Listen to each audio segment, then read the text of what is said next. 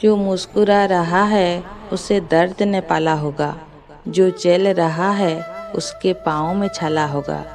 बिना संघर्ष के इंसान चमक नहीं सकता, जो जलेगा उसी दिए में तो उजाला होगा। एक गांव में एक किसान रहता था। वह दिन भर खेत में मेहनत करके उसमें उपजी फसल से अपने परिवार का भरण पोषण करता था। लेकिन कुछ वर्षों से मौसम के मार के कारण उसके खेत में अच्छी फसल नहीं हो पा रही थी। कभी बाढ़ आ जाए, कभी सूखा पड़ जाए, कभी धूप बहुत तेज हो जाए तो कभी ओले पड़ जाए। हर बार कुछ ना कुछ कारण से उसकी फसल थोड़ी खराब हो जाती थी।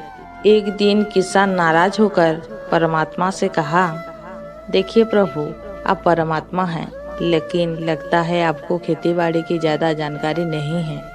एक प्रार्थना है कि एक साल मुझे मौका दीजिए, जैसा मैं चाहूँ वैसा मौसम हो, फिर आप देखना मैं कैसे अन्न के भंडार भर दूंगा। परमात्मा मुस्कुराए और कहा, ठीक है, जैसा तुम कहोगे वैसा ही मौसम दूंगा, मैं बिल्कुल दखल नहीं करूंगा। किसान ने गेहूं की फसल बोई। जब धूप चाहिए तब धूप मिली, जब पानी चाहिए तब पानी मिली। तेज धूप, ओले, बाढ़, आंधी तो उसने आने ही नहीं दी। समय के साथ किसान की फसल बढ़ी और किसान की खुशी भी, क्योंकि ऐसी फसल तो आज तक नहीं हुई थी।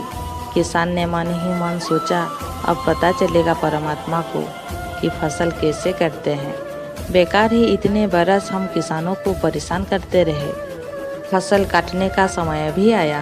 किसान बड़े खुश होकर फसल काटने गया, लेकिन जैसे ही फसल काटने लगा एकदम से छाती पर हाथ रख कर बैठ गया। गेहूं की एक भी वाली के अंदर गेहूं नहीं था। सारी वालियां अंदर से खाली थी।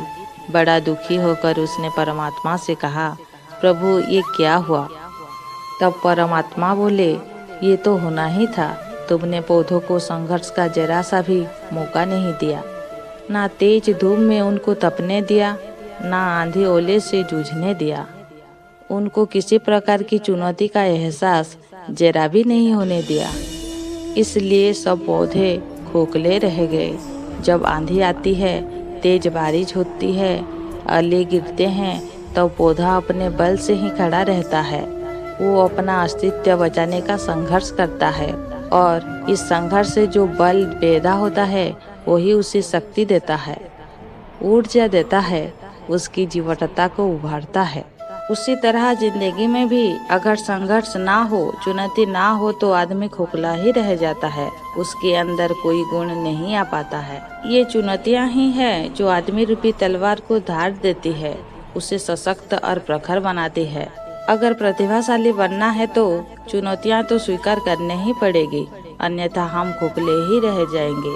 अगर जिंदगी में प्रखर और प्रतिभाशाली बनना है तो संघर्ष और चुनौतियों का सामना करना पड़ेगा। दोस्तों, अगर ये वीडियो आपको पसंद आई हो तो इसे लाइक, शेयर और चैनल को सब्सक्राइब जरूर कीजिएगा। फिर मिलेंगे। अपना ख्याल रखना और हमेशा मुस्कुराते रहना।